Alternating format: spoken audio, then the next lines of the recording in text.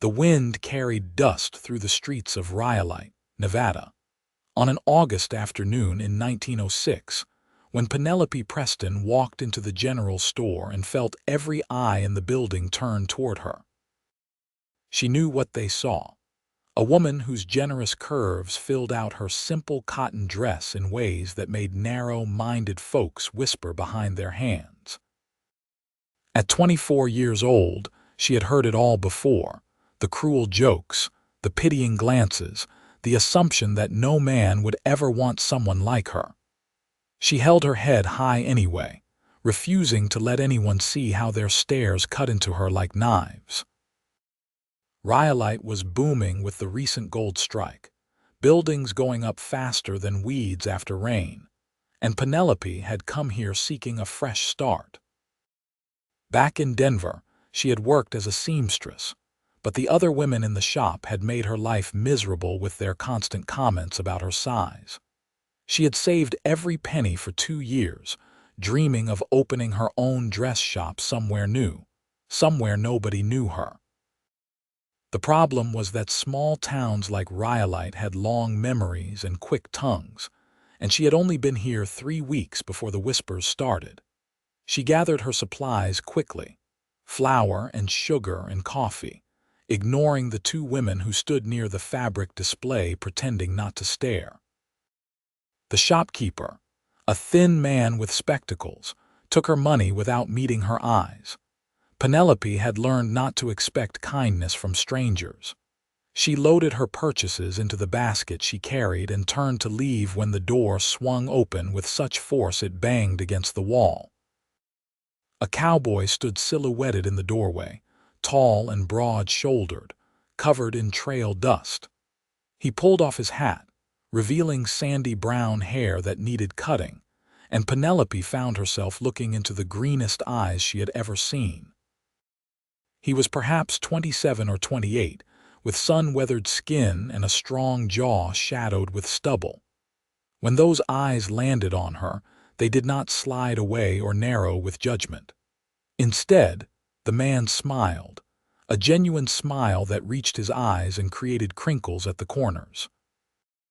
"Pardon me, miss," he said, his voice a warm drawl that spoke of Texas or maybe Oklahoma.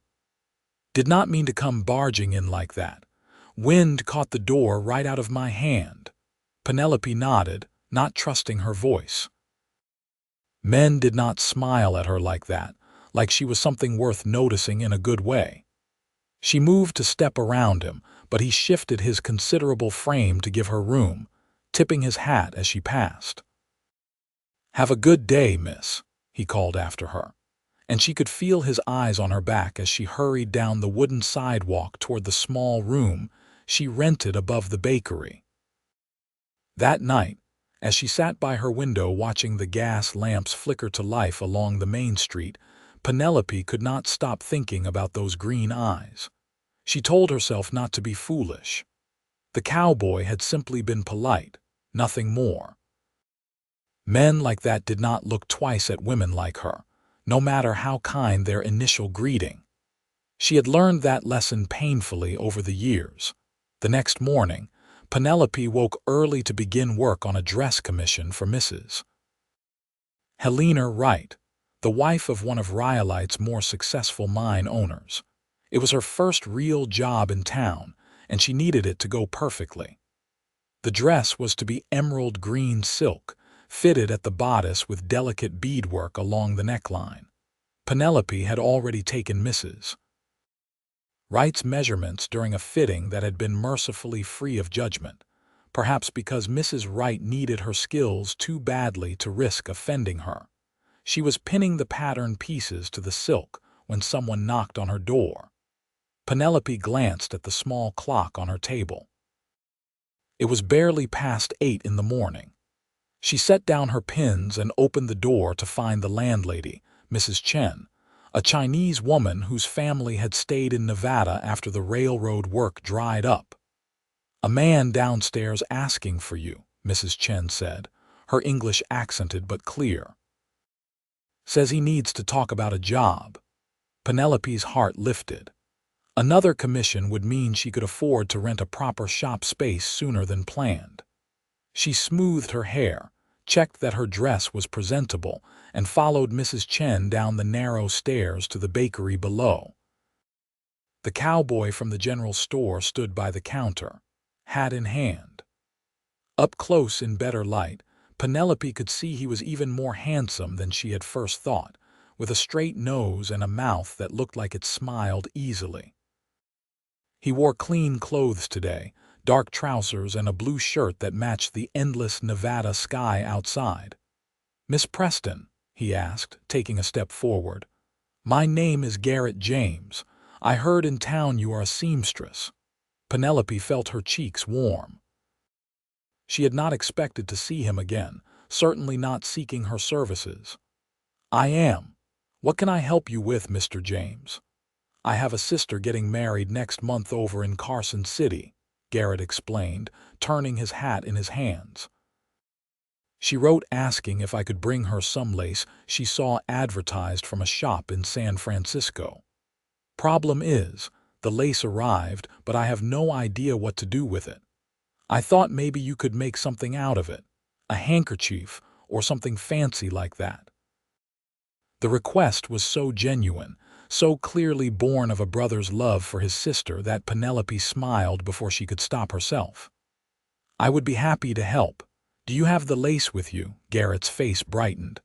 "Out on my horse. Let me fetch it." He returned moments later with a paper-wrapped package that he handed to Penelope with care. She unwrapped it on the bakery counter, revealing beautiful French lace in an ivory color that would have cost a small fortune. Mrs. Chen made appreciative sounds beside her. "This is exquisite," Penelope said honestly. "I could make several items from this, perhaps a lace collar, a handkerchief, and maybe trim for a veil if she does not already have one." "That sounds perfect," Garrett said. "What would you charge for such work?"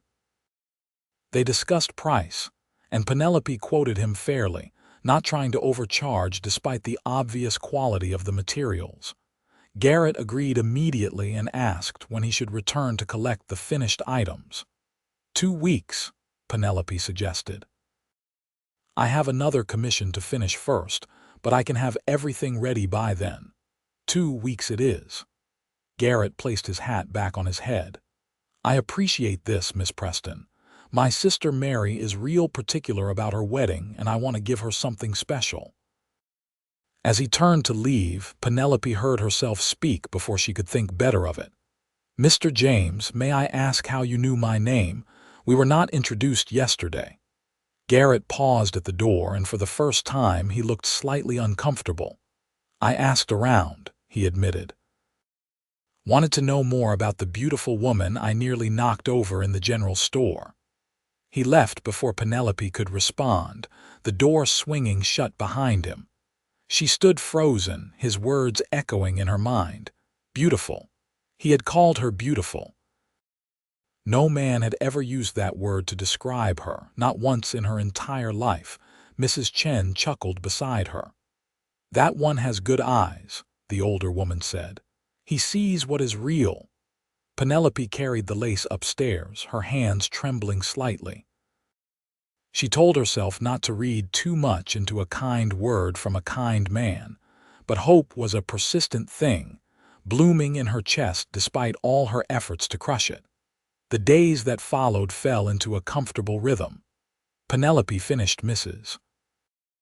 Wright's dress, and the woman was so pleased she recommended Penelope to 3 of her friends. Suddenly, Penelope's small room was filled with fabric and thread, her fingers flying as she cut and stitched and created beautiful things.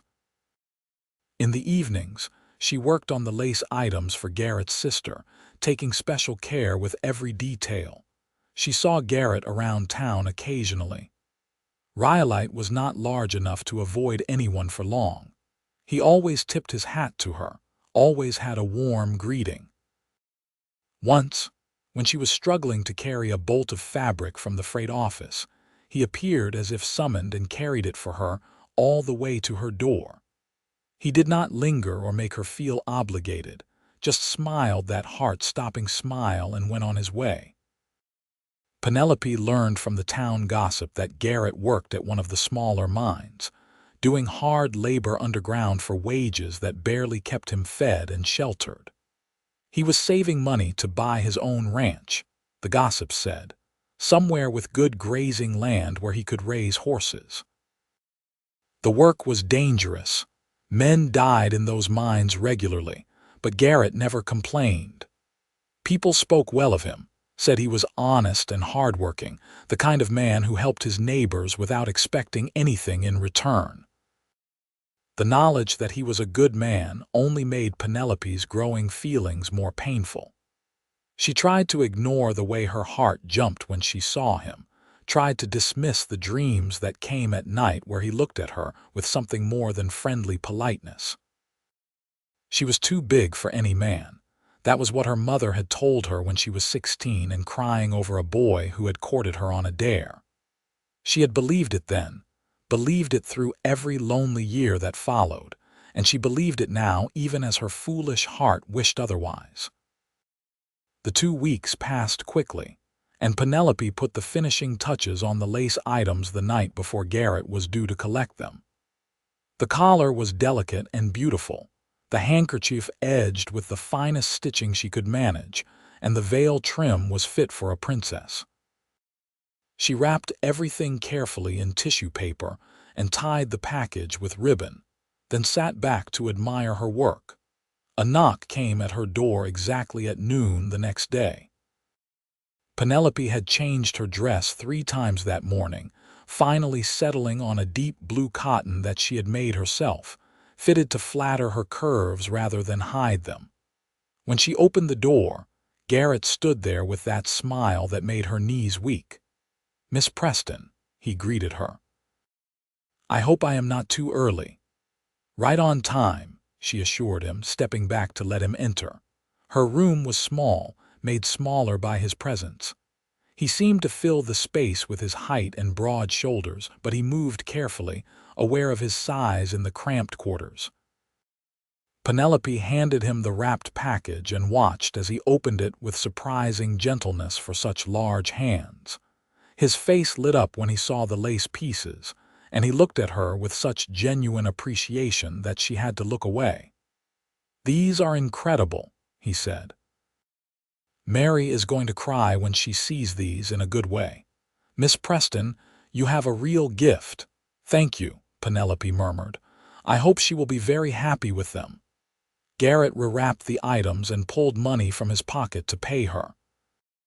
As she took the bills, their fingers brushed, and Penelope felt that touch all the way to her toes. Garrett seemed to hesitate, as if he wanted to say something more, but after a moment he just thanked her again and turned to leave. Penelope watched him go, disappointment heavy in her chest. She did not know what she had expected, but the transaction felt incomplete somehow, like a story ending mid-sentence. She was about to close the door when Garrett stopped on the stairs and turned back. "Miss Preston, I wonder if I might ask you something." "Of course." He climbed back up the few steps, standing close enough that she could see the flecks of gold in his green eyes. "There is a dance this Saturday night at the town hall. The mine is celebrating reaching a new vein, and they are inviting the whole town. Would you consider attending with me?" Penelope's breath caught. She searched his face for any sign of mockery, any hint that this was a cruel joke, but she saw only genuine hope and a touch of nervousness. "Mr. James, I know it is forward of me," Garrett continued quickly. "We barely know each other. But I would very much like to change that if you are willing. I think you are one of the most interesting people I have met since coming to Rhyolite, and I would like the chance to know you better." "Why?" The word escaped before Penelope could stop it, raw and honest. "Why would you want to be seen with someone like me?" Garrett's brow furrowed in confusion. "Someone like you. You mean someone talented and kind and beautiful. Why would I not want that?" "I am not beautiful," Penelope said, the words bitter on her tongue. "I am too big, too much." "People talk, Mr. James. They will say terrible things if you are seen courting me." Understanding dawned in Garrett's eyes, followed quickly by something that looked like anger, though she sensed it was not directed at her. He set down the package he was holding and took a careful step closer. "May I be honest with you, Miss Preston?" She nodded, not trusting her voice. "When I saw you in that general store, you know what I thought?" Garrett asked. "I thought, there stands the most beautiful woman I have ever laid eyes on, not despite your curves but including all of you. I come from a ranch in Oklahoma where my mama and sisters are all what you might call generously built, and my papa always said they were perfect exactly as God made them. I was raised to see beauty in strength, in health, in the way a woman carries herself with dignity. You, Miss Preston, are the very definition of beautiful to me." Penelope felt tears prick at her eyes. "You do not have to say such things." "I am not saying anything I do not mean," Garrett said firmly. "I do not play games with people's feelings, and I do not lie. If you do not want to attend the dance with me because you do not like my company, I will understand and leave you be. But if you are refusing because you think you are not worthy of being courted, then I have to tell you you are wrong. You are more than worthy. You are remarkable." The tears spilled over then, and Penelope wiped at them impatiently. "I have never met anyone like you." "Is that a yes, then?" Garrett asked gently. "Will you let me escort you to the dance?" Penelope thought of all the times she had been hurt, all the years of loneliness, all the walls she had built around her heart. Then she looked into Garrett's honest eyes and made a choice that terrified and thrilled her in equal measure. "Yes," she whispered. "I would like that very much." Garrett's smile could have lit up all of Rhyolite. "I will call for you at 7 on Saturday evening if that suits you." "That would be perfect." After he left, Penelope sank onto her bed, her heart racing. Mrs. Chen appeared in the doorway with a knowing smile. "Told you he has good eyes," the older woman said. Penelope laughed, shaky and disbelieving. "He asked me to a dance. Of course he did. He would be a fool not to." Mrs. Chen came in and sat beside her. "You are a good woman, Penelope. You deserve happiness. Maybe you should let yourself have it." The words settled into Penelope's heart like seeds in fertile soil. Maybe she did deserve happiness. Maybe, just maybe, Garrett James was the kind of man who could see past what others had always seen as flaws. The next few days passed in a blur of nervous excitement. Penelope threw herself into her work, completing 2 more commissions while her mind spun with thoughts of the upcoming dance. She had never attended a social event with a man before, had never had anyone want to be seen with her in such a public way. On Thursday afternoon, she decided she needed a new dress. Nothing she owned felt right for such an important occasion. She went to the general store and selected a beautiful fabric in deep rose, a color that would complement her dark hair and fair skin. The shopkeeper, Mr. Daniels, was friendlier than usual, and Penelope realized with surprise that word had spread about Garrett inviting her to the dance. Instead of the mockery she had expected, people seemed pleased, as if they approved of the match. She worked late into the night on Thursday and all day Friday, creating a dress that showcased her skills and her figure. The bodice fitted perfectly, the waist nipped in to emphasize her curves, and the skirt fell in elegant folds to the floor. She added delicate embroidery around the neckline, tiny roses that took hours to complete, but were worth every minute. Saturday arrived with clear skies and gentle warmth. Penelope bathed carefully, washed and dried her long dark hair until it shone, and pinned it up in a style she had seen in a fashion magazine from San Francisco. She slipped into her new dress and looked at herself in the small mirror above her wash basin. The woman looking back at her was not the same person who had arrived in Rhyolite 5 weeks ago. This woman stood tall, shoulders back, eyes bright with hope. This woman looked like she believed she deserved happiness. At precisely 7 o'clock, a knock sounded on her door. Penelope took a deep breath, smoothed her skirt, and opened it to find Garrett standing there in a dark suit that must have cost him a significant portion of his wages. He had shaved and gotten his hair cut, and he looked so handsome that Penelope felt her breath catch. For a long moment, Garrett just stared at her. Then he spoke, his voice rough with emotion.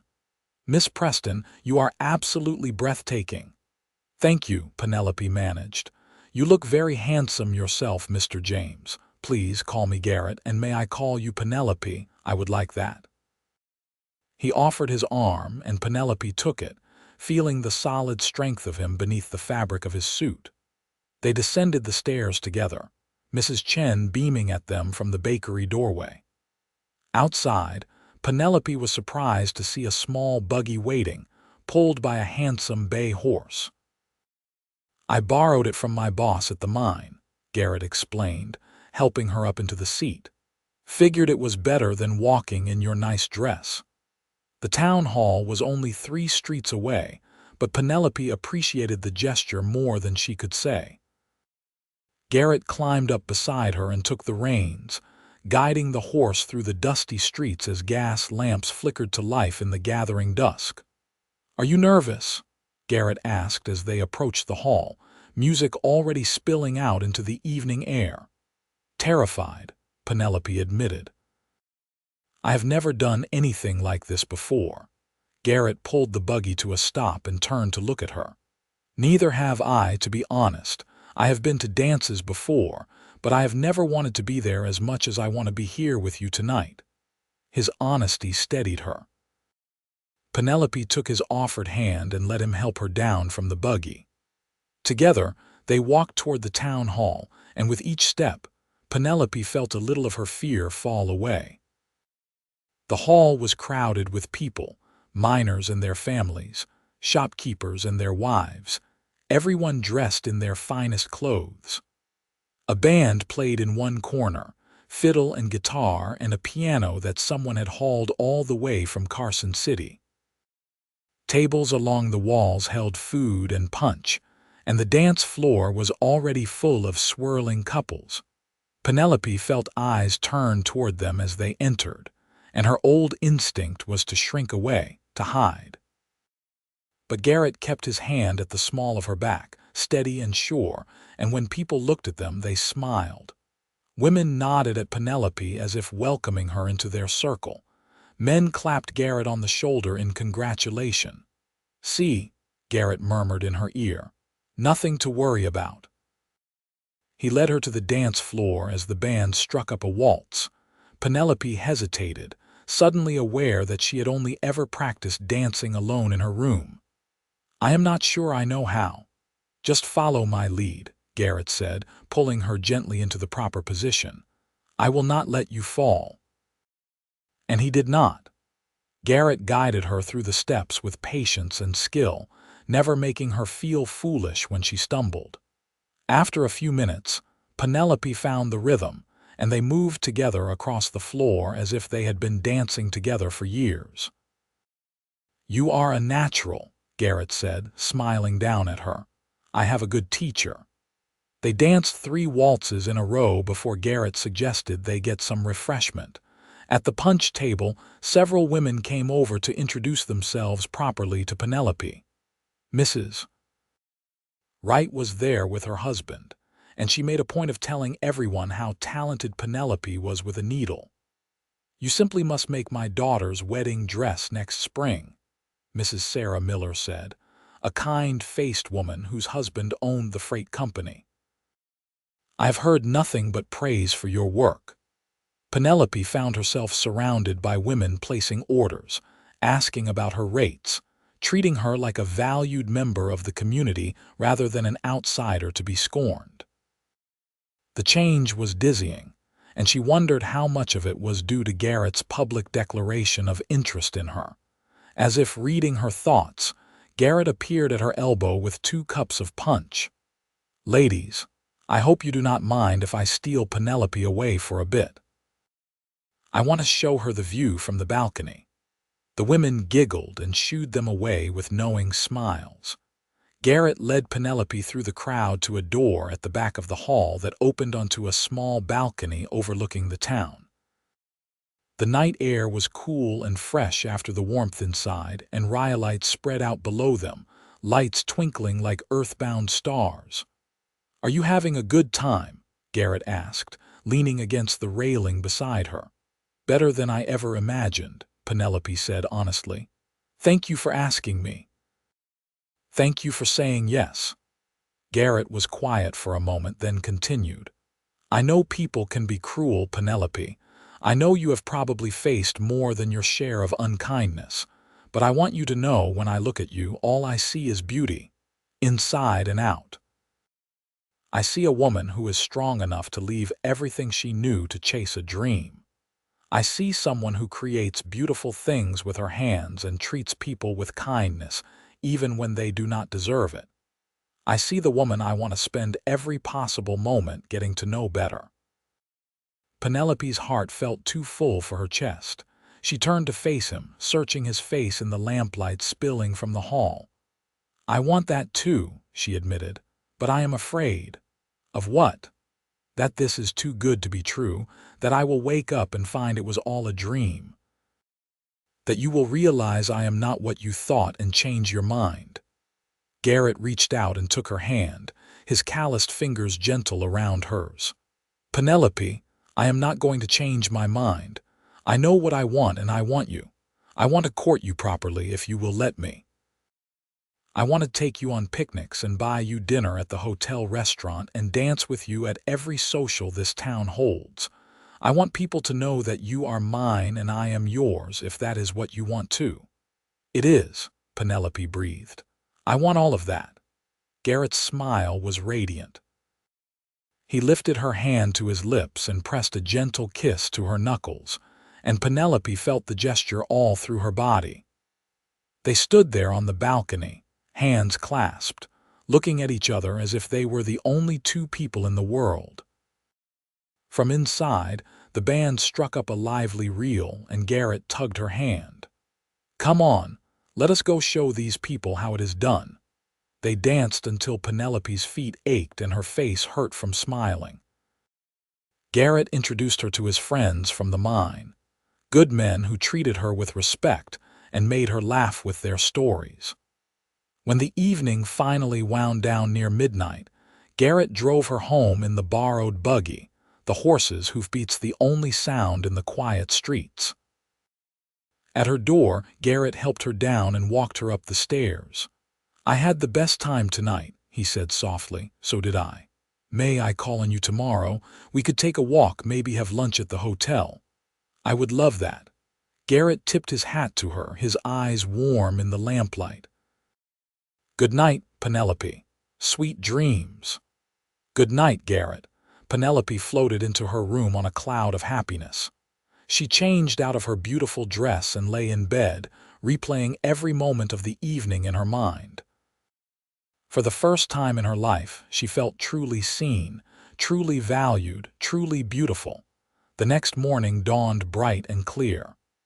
Penelope was up early despite her late night, too excited to sleep. She put on a simple day dress in pale yellow and fixed her hair, then tried to keep herself busy with mending while she waited for Garrett to arrive. He knocked on her door at 10 o'clock, freshly shaved and smiling. They walked through Rhyolite together, and Penelope noticed how Garrett greeted everyone they passed, how people seemed to genuinely like and respect him. He took her to the hotel restaurant, a fancy establishment by Rhyolite standards, with white tablecloths and a menu that offered more than beans and bacon. Over lunch, they talked about everything and nothing. Garrett told her about growing up on his family's ranch in Oklahoma, about his parents and his 3 sisters. His father had died 2 years ago, leaving the ranch to Garrett's older brother, and Garrett had decided to strike out on his own to make his fortune. "I want to buy land here in Nevada," he explained. "Somewhere with good water and grass where I can raise horses. That is what I really love working with horses. They are honest creatures, you know. They do not lie or play games. Penelope told him about her own family, her mother who had passed when Penelope was 20, her father who had remarried a year later to a woman who made it clear Penelope was not welcome in their home.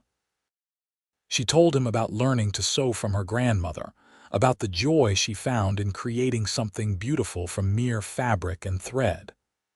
"I want to open a real dress shop someday," she confided. "A place where women can come and feel beautiful, no matter their size or shape. I want to make clothes that fit and flatter, that make people feel confident." "You will," Garrett said with certainty. "I have no doubt you will achieve everything you set your mind to." His faith in her was like water to a plant that had been too long without rain. Penelope felt herself unfurling under his attention, becoming someone she barely recognized, someone confident and hopeful. They finished lunch, and Garrett suggested a walk to the edge of town, where the desert stretched out in all directions. They followed a path that wound between Joshua trees and scrub brush, the sun warm on their shoulders. Garrett pointed out a hawk circling overhead, told her stories about the wildlife in Oklahoma, asked her opinion on everything from the best kind of thread to use for embroidery to whether she preferred mountains or plains. "I have never seen mountains before coming here," Penelope admitted. "Colorado has them, of course, but Denver is more flatland. These Nevada ranges are beautiful in their own harsh way." "Everything out here is harsh," Garrett agreed. "But there is freedom in it too. Room to breathe, space to become whoever you want to be. Nobody cares out here who your family was or what you did before. You can reinvent yourself." "Is that what you are doing? Reinventing yourself?" Garrett considered the question. "Maybe, or maybe I am just trying to find the version of myself I was always meant to be. The ranch in Oklahoma was my brother's dream, not mine.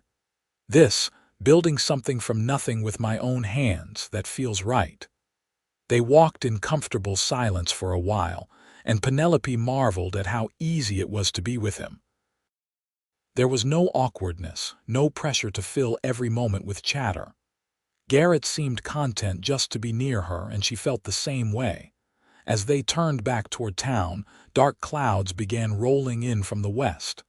"Looks like rain," Garrett observed. "We should hurry." They made it back to Penelope's room just as the first drops began to fall. From her window, they watched the storm sweep across the desert, rain drumming on the roof with surprising force. Lightning cracked across the sky, and thunder rumbled through the valley. "I should go," Garrett said reluctantly. "Let you get back to your work. Or you could stay for a while," Penelope heard herself say. "Just until the storm passes. I could make tea." Garrett's smile was answer enough. Penelope put the kettle on her small stove and pulled out the 2 cups she owned. They sat at her tiny table, knees nearly touching in the cramped space, and talked while the rain poured down outside. Garrett told her about the mine, about the men he worked with, the dangers they faced every day when they went underground. "It is not what I want to do forever," he said. "But the pay is good, and I am saving nearly every penny. Another year, maybe 2, and I will have enough to buy that land I want." "What will you do then?" Penelope asked. "Once you have your ranch, raise horses, like I said, train them, sell them to people who appreciate a quality animal. Maybe breed them too, see if I can develop a line that is particularly suited to this climate." He paused, then added quietly, "Build a house. Start a family if I am lucky enough to find the right woman." Their eyes met across the table, and Penelope felt heat rush to her cheeks. "That sounds like a good life." "What about you?" Garrett asked. "When you have your dress shop, what then?" Penelope had never let herself think that far ahead, had never dared to dream beyond the simple goal of owning her own business. But sitting here with Garrett, she found herself imagining more. I suppose I would want the same things. A home, a family, someone to share it all with. Seems like we want the same things, Garrett said softly. Seems like we do. The storm passed as quickly as it had come, leaving the air fresh and the sky washed clean. Garrett stood to leave, but at the door he turned back. Penelope, I know we have only known each other a short time, but I feel like I have been looking for you my whole life. I do not want to rush you or make you uncomfortable, but I need you to know I am serious about courting you. I want to see where this goes between us. So do I, Penelope said, her voice steady despite her racing heart. I want that very much. Garrett reached out and cupped her cheek with one large hand, his touch infinitely gentle. You are so beautiful, he murmured. I wish you could see yourself the way I see you. Then he leaned down and pressed a soft kiss to her forehead, lingering for just a moment before pulling away. I will see you soon, he promised, and then he was gone, leaving Penelope standing in her doorway with her hand pressed to where his lips had been. The next weeks fell into a pattern that filled Penelope's life with more joy than she had ever known. Garrett called on her nearly every day, stealing time between his shifts at the mine to walk with her, to share meals, to simply sit and talk. On Sundays, they attended church together, and afterward Garrett would bring a picnic lunch and they would ride out into the desert in a buggy he had saved up to buy. Penelope's dress business flourished. Word of her skills spread, and she found herself with more commissions than she could handle. She raised her prices and still women came, happy to pay for clothing that actually fit and flattered. Mrs. Chen mentioned that the space next door to the bakery was coming available, a larger room with big windows that would be perfect for a shop. The owner wants $50 a month, Mrs. Chen told her. But for you, maybe he would take 40. Penelope did the calculations in her head. With her current income, she could afford it, but just barely. Still, it was exactly what she had been dreaming of. She told Mrs. Chen she wanted the space, and the older woman beamed.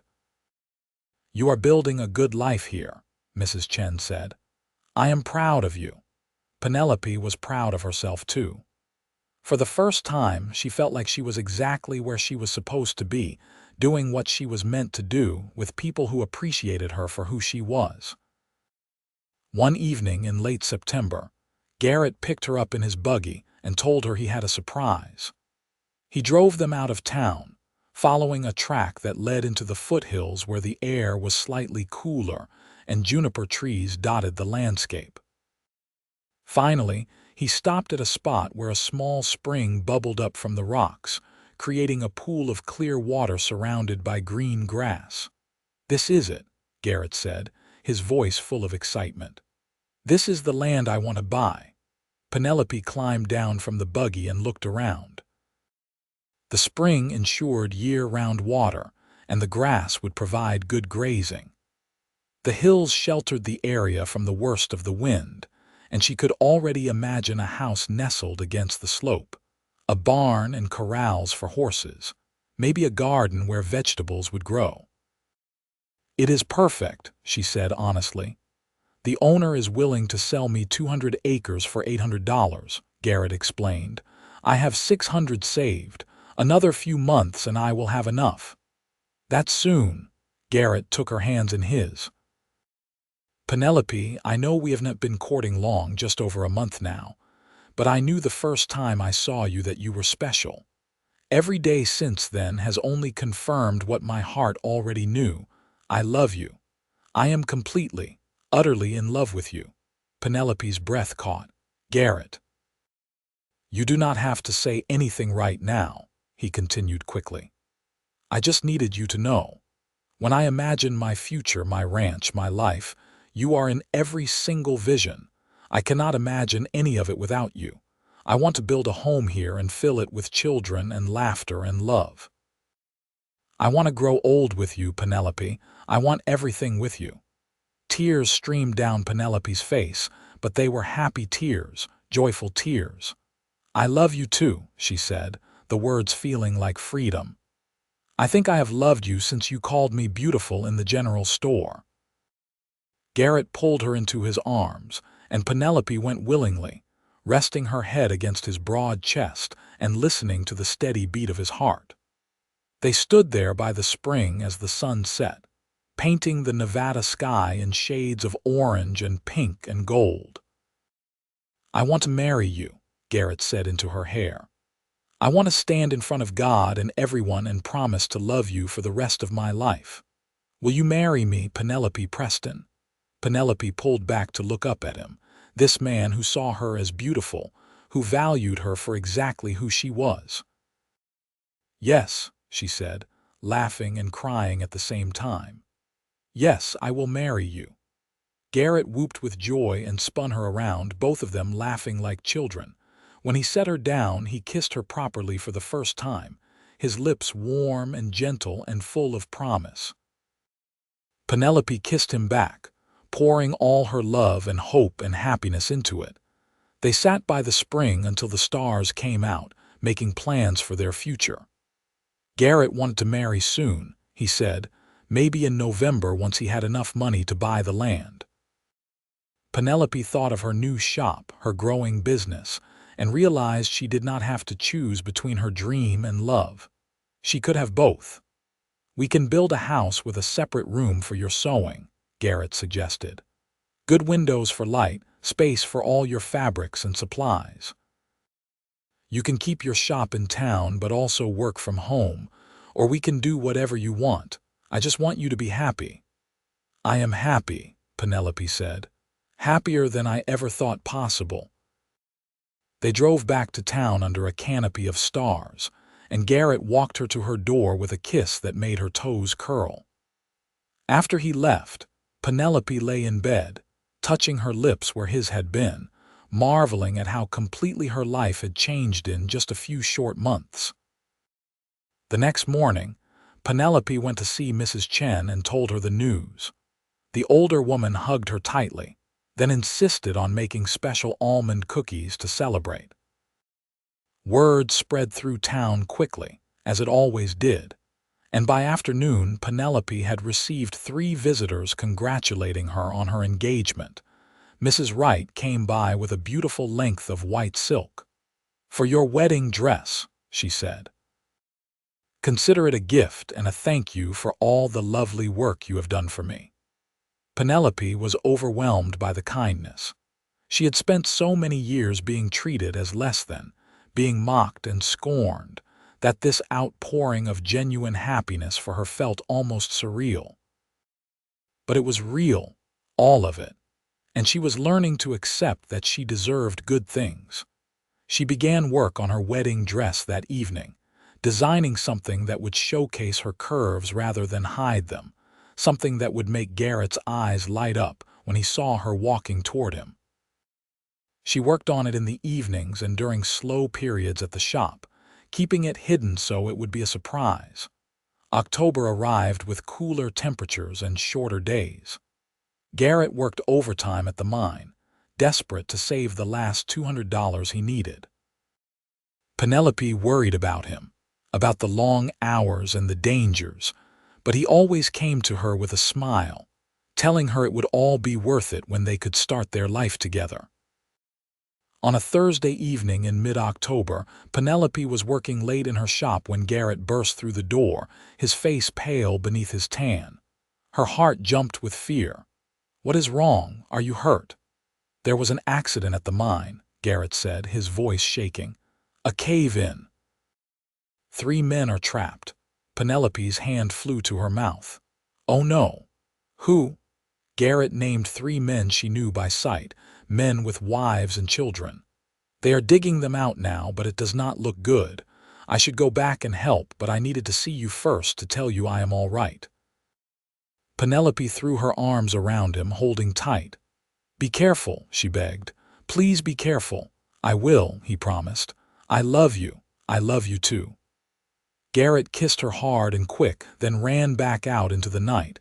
Penelope stood in her empty shop, fear churning in her stomach. She knew how dangerous mine work was, how quickly disaster could strike. She closed up the shop and went to the church, where several women had gathered to pray for the trapped men. They prayed through the night, taking turns, supporting each other. Just after dawn, word came that the men had been reached. 2 were alive, injured but breathing. The third had not survived. The town mourned the loss of Thomas Wheeler, a young man barely 23 with a pregnant wife.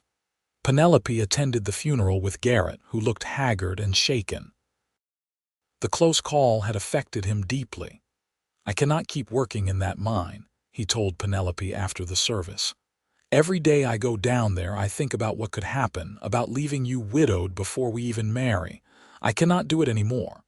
"Then do not," Penelope said. "We will figure something else out." But jobs were scarce in Rhyolite, and the mine paid better than anything else. Garrett was trapped between his need to save money and his growing fear of the work. Penelope watched him struggle, wishing she could help but not knowing how. The answer came from an unexpected source. Mrs. Wright's husband, James, sought Penelope out at her shop one afternoon. "I hear your intended is looking to leave the mine," he said without preamble. "He is," Penelope confirmed cautiously. "I need someone to manage my freight operation," James Wright said. "Someone honest who can handle men and horses both. The pay is not quite what the mine offers, but it is steady and a damn sight safer." Would he be interested? Penelope could have kissed the man. "I think he would be very interested." James nodded. "Send him to see me tomorrow morning. We will work out the details." When Penelope told Garrett that evening, his relief was palpable. He met with James Wright the next day and came away with a job offer that included not just better hours and safer work, but also the use of a small house that came with the position. "It is not much," Garrett told Penelope, his eyes shining. "Just 2 rooms and a kitchen. But it is ours if we want it, included with my wages. We would not have to wait until I buy the land. We could marry right away and live there while I save up." "What about your ranch?" Penelope asked. "It will still be there when I am ready," Garrett said, "but I do not want to wait anymore." "I want to marry you, Penelope. I want to start our life together now." Penelope agreed without hesitation. They set a date for the first Saturday in November, just 3 weeks away. The news spread through Rhyolite like wildfire, and suddenly everyone wanted to help with the preparations. Mrs. Chen offered to make the wedding cake. Mrs. Wright organized a group of women to decorate the church. Mr. Daniels at the general store gave Penelope a discount on supplies. The whole town seemed excited about the wedding, and Penelope found herself swept up in the preparations. She finished her wedding dress 2 days before the ceremony. It was the most beautiful thing she had ever created, fitted perfectly to her body with delicate lace at the neckline and sleeves. When she tried it on and looked at herself in the mirror, she saw what Garrett saw, a beautiful woman ready to marry the man she loved. The morning of the wedding dawned clear and cold. Penelope woke in her room above the bakery for the last time, butterflies dancing in her stomach. Mrs. Chen helped her dress, pinning her hair up with small flowers that had been carefully preserved. "You look like a dream," Mrs. Chen said, tears in her eyes. "Garrett is a lucky man." "I am the lucky one," Penelope said, but Mrs. Chen shook her head. "You are both lucky. That is the best kind of marriage."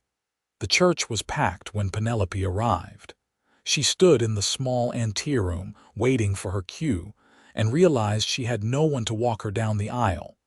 Her father had not even responded to the letter she had sent announcing her engagement. Mrs. Chen seemed to read her thoughts. "You walk yourself," she said firmly.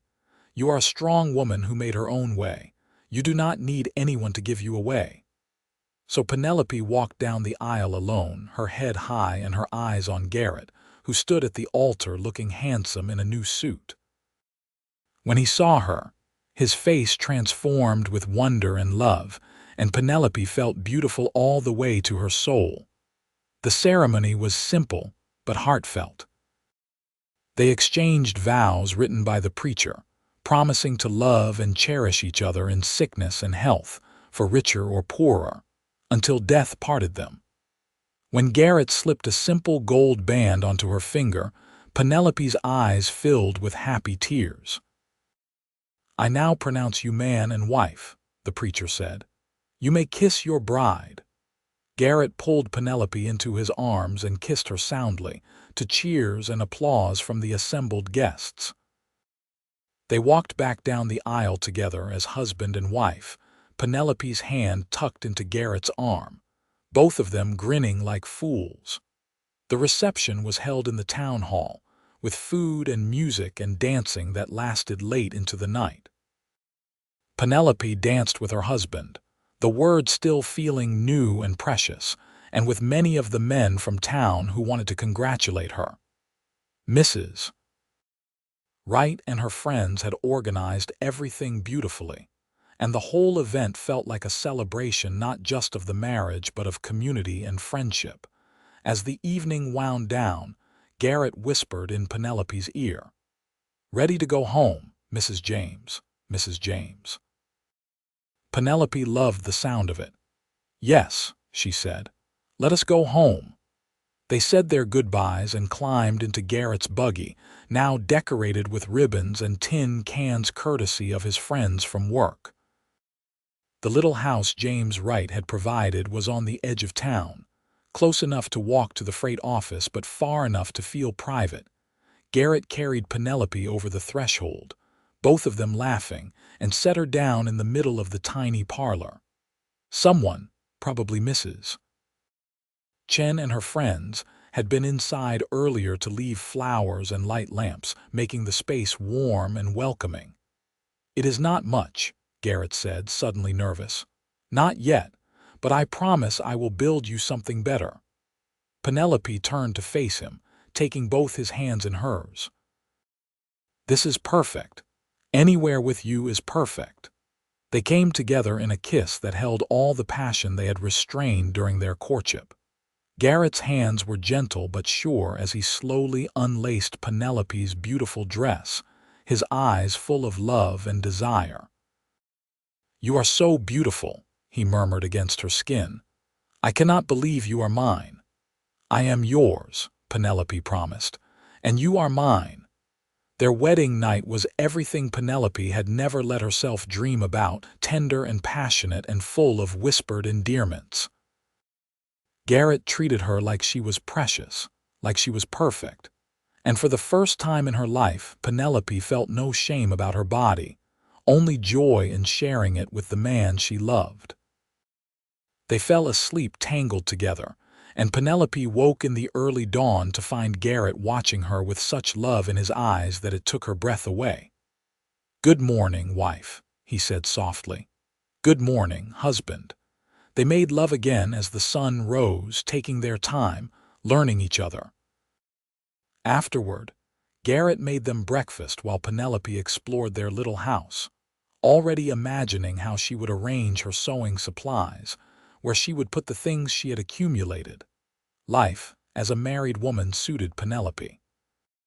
She kept her shop in town, working there 3 days a week, and spent the other days at home, sewing and managing the house.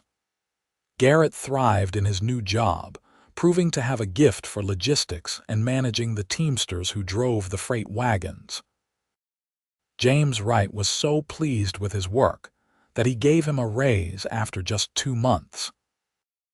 They settled into comfortable routines, eating breakfast together every morning, Garrett coming home for lunch when his schedule allowed, spending their evenings talking about their days and making love and planning for the future. On Sundays, they would ride out to the land Garrett wanted to buy, watching it through the changing seasons, imagining the home they would build there someday. Winter came to Nevada, bringing cold nights and occasional snow. Penelope discovered she was pregnant in January, the news filling both of them with joy and anticipation. Garrett became even more protective, insisting she not work too hard, making sure she ate well and rested plenty. "I am having a baby, not dying of consumption," Penelope protested, laughing when Garrett tried to carry her bags from the shop. "You are carrying our child," Garrett said seriously. "The most precious thing in the world. Let me take care of you."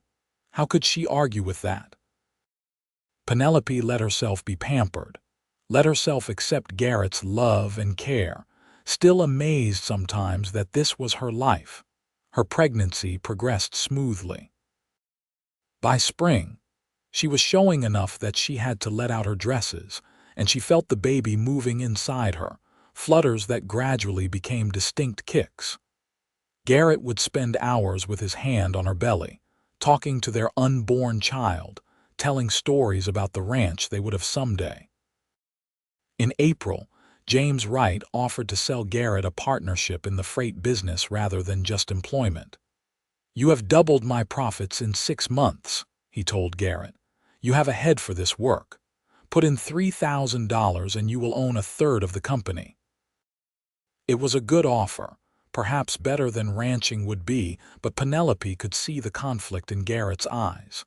His dream had always been horses and open land, not wagons and shipping schedules. "What do you want to do?" she asked him that night as they lay in bed. "I do not know," Garrett admitted. "The partnership is smart financially, steady income, no risk from drought or disease like with livestock, but it is not what I dreamed about." "Then do not do it," Penelope said. "Money is not everything. You should do work that makes you happy." Garrett pulled her close, careful of her swollen belly. "When did you get so wise?" "I married a good man who taught me that dreams are worth chasing." In the end, Garrett turned down the partnership but negotiated a higher salary instead. James was disappointed but understood, and he made Garrett the general manager of the freight company, a position that came with respect and authority and good pay. Penelope went into labor on a hot day in late August, almost exactly a year after she had first arrived in Rhyolite. Mrs. Chen and Mrs. Wright attended her, along with the doctor, and after 12 hours of hard work, Penelope gave birth to a healthy baby boy with his father's green eyes and a surprisingly loud cry. Garrett cried when he held his son for the first time, tears running down his weathered face. "He is perfect," he kept saying. "Absolutely perfect." They named him Samuel after Garrett's father. Little Samuel was a good baby, sleeping well and eating heartily, growing strong and healthy. Penelope marveled at him, at the miracle of this tiny person they had created together. Life with a baby was exhausting and wonderful. Penelope reduced her hours at the shop, wanting to spend as much time as possible with Samuel. Garrett was a devoted father, coming home at lunch to see his son, spending his evenings walking Samuel around the house when the baby was fussy, changing nappies and helping with baths without complaint. "You are lucky," Mrs. Wright told Penelope one afternoon at the shop. "Many men think babies are women's work. Garrett is different." "He is," Penelope agreed, her heart full of love for her husband. When Samuel was 6 months old, Garrett came home with news. The land he had wanted to buy was available, the owner willing to let him have it for $600 if he could pay in cash within the month. "I have $800 saved," Garrett said. "We could do it, Penelope. We could finally buy our land." Penelope thought about it carefully. $600 for the land left $200 for building materials and supplies. It would be tight, but her shop was doing well and Garrett's salary could support them. "Let us do it," she said. Garrett whooped and swung her around, then picked up Samuel and did the same, making the baby shriek with laughter. They bought the land the following week, and Garrett spent every spare moment he had clearing the site for their house, gathering stones for a foundation, cutting lumber.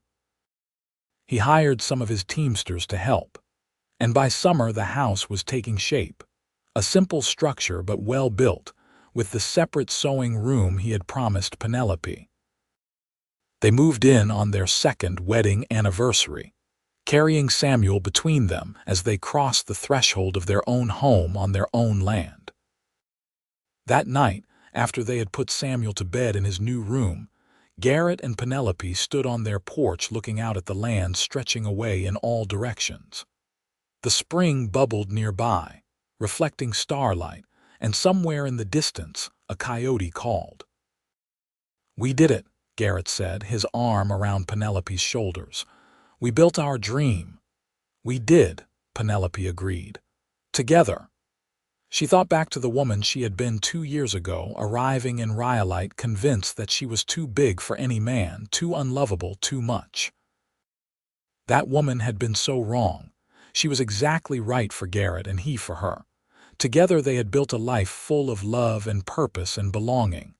"I want more children," Penelope said softly. "I want to fill this house with babies." "So do I," Garrett said. "As many as you want to give me." They went inside and made love in their own bed in their own house on their own land, and Penelope thought she might die from happiness. The years that followed were full and rich. Penelope gave birth to 2 more children, a daughter they named Margaret and another son they named Thomas, after the miner who had died. Samuel grew tall and strong, already showing his father's way with animals.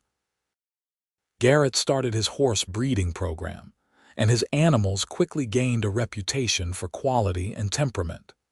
Penelope kept her shop in town, hiring a young woman to help so she did not have to be away from her children so much. Her dresses were sought after throughout Nevada, and she had more business than she could handle. She raised her prices again and started being selective about her clients, only taking commissions that interested her. Mrs. Chen sold her bakery and moved in with her daughter in Carson City. But she visited regularly, bringing treats for the children and sitting with Penelope on the porch, 2 friends who had supported each other through hard times and celebrated together through the good. Garrett expanded the ranch slowly and carefully, buying adjacent parcels when they became available, building up his herd of horses, training them to be the best working animals in the state. He hired a young man to help with the work, giving him steady employment and teaching him everything he knew. On their 10th wedding anniversary, Garrett surprised Penelope with a trip to San Francisco. They left the children with Mrs. Wright and took the train to the city, spending a week exploring and going to fine restaurants and the theater. Garrett bought Penelope beautiful fabrics from importers, and Penelope bought Garrett a fine leather saddle he had been admiring. But the best part was simply being together, rediscovering each other away from the demands of children and ranch and business. They talked for hours, made love like newlyweds, and remembered why they had fallen in love in the first place. "I would do it all again," Garrett said as they sat in their hotel room overlooking the bay. "Every single moment. If I could go back to that day in the general store and do it all again, I would not change a thing." "Neither would I," Penelope said. "You gave me a life I never thought I could have. You made me believe I was worthy of love." "You were always worthy," Garrett said seriously. "You just needed someone to see it." Years turned into decades. Samuel grew up and married a sweet girl from Carson City, bringing her to live on the ranch and help with the horse breeding. Margaret became a teacher in Rhyolite's growing school system, dedicated to educating children regardless of their background. Thomas decided to study law and moved to San Francisco, though he visited home regularly. Penelope's hair turned gray, then white. Garrett's face became deeply lined from years in the sun, but his eyes remained the same brilliant green that had captured her heart so long ago. They grew old together, watching their children have children of their own, building a legacy that had nothing to do with money or property and everything to do with love and family. On their 40th wedding anniversary, Surrounded by children and grandchildren, Garrett stood to make a toast. 40 years ago, he said, I walked into a general store and saw the most beautiful woman I had ever laid eyes on. I knew in that moment that my life was about to change, though I had no idea how completely. Penelope, you have been my partner, my best friend, my greatest love. You gave me children and a home and a purpose. You made me better than I ever could have been alone. I love you more today than I did on our wedding day, and I will love you until my last breath and beyond. Penelope stood and kissed him, not caring that their grandchildren giggled and made faces. I love you too, she said. More than words can say. They had built a good life together, she and Garrett. A life full of love and laughter, hard work and deep satisfaction, family and community. When Penelope looked back at the frightened woman who had arrived in Rhyolite, convinced she was too big for any man, she barely recognized her. That woman had not understood that the right man would not see flaws but simply beauty, would not ask her to change but would love her exactly as she was. Garrett had been that man, had seen past what others called imperfections to the strong, talented, wonderful person beneath. He had loved her fiercely and faithfully for 40 years, and with his love, Penelope had bloomed into the fullest version of herself. As the celebration continued around them, Penelope and Garrett slipped out onto the porch of the house they had built together. The Nevada night was clear and cool, stars scattered across the sky like diamonds on black velvet. Garrett pulled Penelope close, and they swayed together to music drifting from inside. You remember our first dance? Penelope asked. I remember everything about you, Garrett said. Every moment we have shared is precious to me. They danced under the stars, two people who had found each other against all odds and built something beautiful together. Inside, their family celebrated the fruits of their love and partnership. The ranch that Garrett had dreamed of was thriving. The dress shop that Penelope had wanted was renowned throughout Nevada. Their children were happy and successful, their grandchildren healthy and loved. But the greatest achievement was simply this: 40 years of choosing each other every single day, of building a partnership based on mutual respect and genuine affection, of proving that love was not about perfection, but about finding someone who saw you clearly and loved you anyway. As they returned inside to rejoin their family, Penelope sent up a silent prayer of thanks. She had come to Rhyolite seeking a fresh start and found so much more. She had found home, found purpose, found the kind of love that poets write about. She had found Garrett, the cowboy who looked at her and saw only beauty, and in his eyes, she had finally learned to see it too. The party continued late into the night, filled with music and laughter and the kind of joy that comes from being surrounded by people you love. When the last guest finally left and the house was quiet, Garrett and Penelope climbed the stairs to their bedroom, the same room they had shared for nearly 40 years. Tired? Garrett asked, helping her with the buttons on her dress. Happy tired, Penelope said. The best kind. They lay in bed together, Penelope's head on Garrett's shoulder, his arm around her, the same position they had fallen asleep in thousands of times before. Outside, the spring continued its eternal bubbling, a constant presence in their lives. The horses they had raised moved quietly in their corrals, and somewhere an owl called into the night. I love you, Penelope James, Garrett said, his voice drowsy.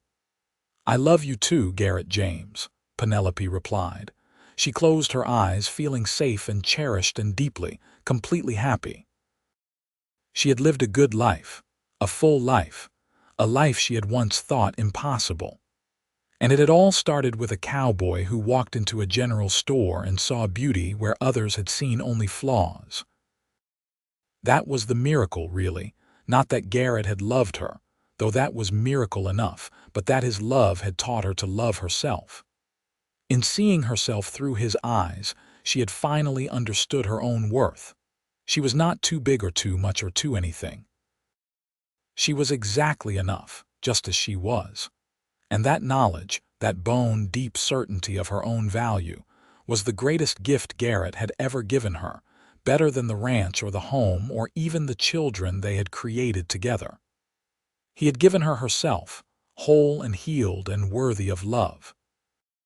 As she drifted off to sleep in her husband's arms, Penelope smiled, grateful for every moment of the beautiful life they had built together, grateful for the journey that had brought her to Rhyolite all those years ago, but most of all grateful for the man who had seen her truly and loved her completely. Their story was proof that love was not about meeting someone's expectations or fitting into a mold. It was about finding someone who celebrated you exactly as you were, who saw your supposed flaws as simply parts of the whole wonderful package. It was about building something together, day by day, year by year, creating a partnership that made both people better and stronger. Garrett and Penelope had done that. They had taken the raw materials of two lives and woven them together into something beautiful and lasting. They had created not just a family, but a legacy of love that would continue through their children and grandchildren, and beyond. As the night deepened and silence settled over the ranch, two people who had found each other decades ago in a dusty Nevada town slept peacefully, secure in the knowledge that they were exactly where they belonged, with exactly who they were meant to be with, living exactly the life they were meant to live together.